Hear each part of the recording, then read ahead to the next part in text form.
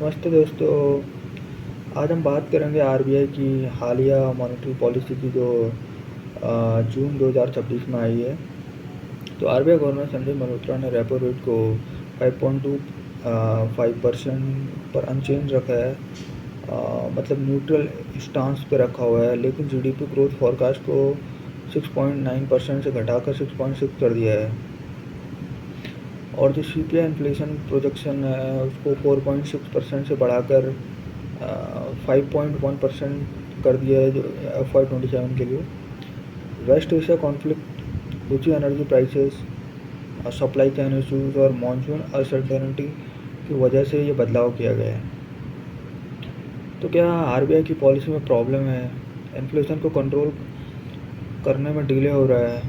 तो चलिए step by step से हम समझते हैं कि इसके वो एक प्रेजेंट सिनेरियो में तो अगर इन्फ्लेशन कंट्रोल में नहीं आया है तो क्या होगा। तो दोस्तों, अगर आरबीआई इन्फ्लेशन को अच्छे से कंट्रोल नहीं कर पाया है तो उसके जो कॉन्सिक्वेंसेस हैं वो गंभीर हो सकते हैं। जैसे जो सेविंग्स हैं उसका पूरा इरोजन हो जाएगा, जैसे कि आम आदमी की कमाई और बचत की जो ताकत होगी वो घट जाएगी। 100 रुपये आज जो सामान खरीद रहा है कल कम खरीद पाएगा। इकोनॉमिक स्लो डाउन हो जाएगा। हाई इन्फ्लेशन से क्या होता है, डिमांड घटती है, बिजनेसेस महंगे, इनपुट की वजह से प्रोडक्शन कम करते हैं, जॉब प्रभावित होते हैं, स्टैगफ्लेशन का रिस्क हो जाता है, जैसे हाई इन्फ्लेशन और लो ग्रोथ होता है। अब जैसे रुपी वीकनिंग, इन्फ्लेशन होने से जो फॉरेन इन्वेस्टर भाग जाते हैं और रुपी और गिरेगा। अभी ऑलरेडी प्रेशर में है, 95 प्लस लेवल पर है। इंपोर्ट महंगे होंगे, खासकर ऑयल जो है। फिस्कल प्रेशर, जो गवर्नमेंट का बोरिंग कॉस्ट है वो बढ़ेगा, जो सब्सिडी बर्डन होगा वो ज़्यादा होगा। इनक्वालिटी होगी, गरीब और जो मिडिल क्लास है सबसे ज़्यादा प्रभावित होंगे, क्योंकि फूड और फ्यूल इन्फ्लेशन जो होती है वो उनको मारती है। तो आरबीआई का जो टारगेट है वो 4% है। उसे हम +-2% बैंड में रखते हैं। अभी हेडलाइन जो सीपीआई है वो लो है, जो कि मार्च अप्रैल में 3.45% रहा था। लेकिन जो प्रोजेक्शन ऊपर जा रहे हैं ग्लोबल शॉक की वजह से, अगर सेकंड राउंड इफेक्ट्स आए, मीन्स वेज प्राइस स्पाइरल, तो कंट्रोल मुश्किल हो जाएगा। आरबीआई का विजिलेंस रखनी होगी, वरना क्रेडिबिलिटी प्रभावित होगी। इन्फ्लेशन को कैसे हैंडल करना चाहिए फिर?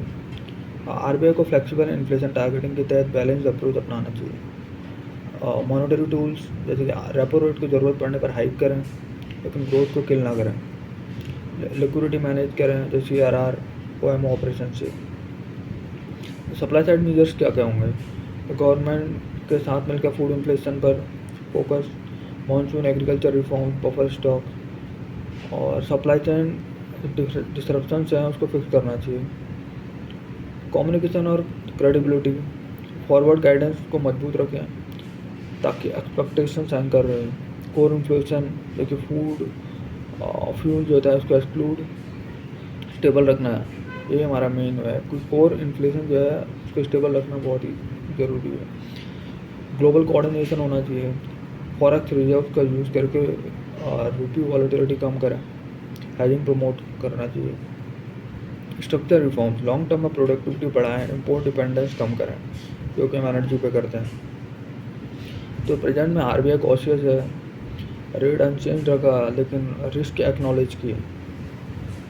अच्छा स्टेप है, लेकिन प्रोएक्टिव होना पड़ेगा। अगर Q2 Q3 में इन्फ्लेशन 5.9% तक जा रहा है प्रोजेक्शन में, क्या आरबीआई का करेंसी बोरो करना सही ऑप्शन है? करेंसी बोरो से मतलब गवर्नमेंट या आरबीआई का डायरेक्ट बोरोइंग या मोनेटाइजेशन से लगता है। भारत में आरबीआई जो है वो गवर्नमेंट का बैंकर है, मार्केट बोरोइंग मुख्य है, तो गवर्नमेंट सिक्योरिटी। डायरेक्ट आरबीआई से heavy borrowing, deficit monetization generally avoided जाता है, क्योंकि शॉर्ट टर्म में जो उसके जो फ़ायदे जो हैं, जैसे लिक्विडिटी प्रोवाइड करता है, बोरिंग कॉस्ट कम होता है, इमरजेंसी में यूज़फुल है, मतलब कैश फ्लो जो है स्मूथ होता है। आरबीआई डिविडेंड भी गवर्नमेंट को जाता है। पर इसके जो बिग रिस्क हैं वो यह है कि मनी सप्लाई बढ़ता है, इन्फ्लेशन फ्यूल करता है। तो हिस्टोरिकल एग्जांपल्स में हाइपर इन्फ्लेशन का रिस्क हो जाता है।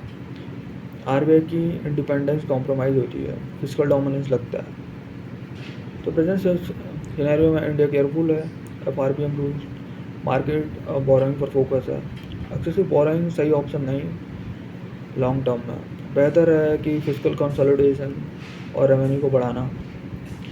RBI borrowing short term liquidity management के लिए ठीक है, लेकिन पॉलिसी टूल नहीं बनाना चाहिए।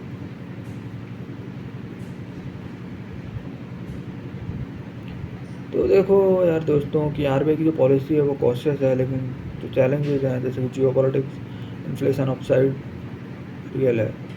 तो बैलेंस मॉनेटरी और फिजिकल अप्रोच ज़रूरी है। इन्फ्लेशन कंट्रोल प्रायोरिटी रहे, ग्रोथ सेक्रीफाइस ना हो। तो आप क्या सोचते हैं, कमेंट में बताइए। आरबीआई रेट कट कब करेगी? लाइक शेयर सब्सक्राइब करें, बेल आइकन दबाएं लेटेस्ट अपडेट्स के लिए।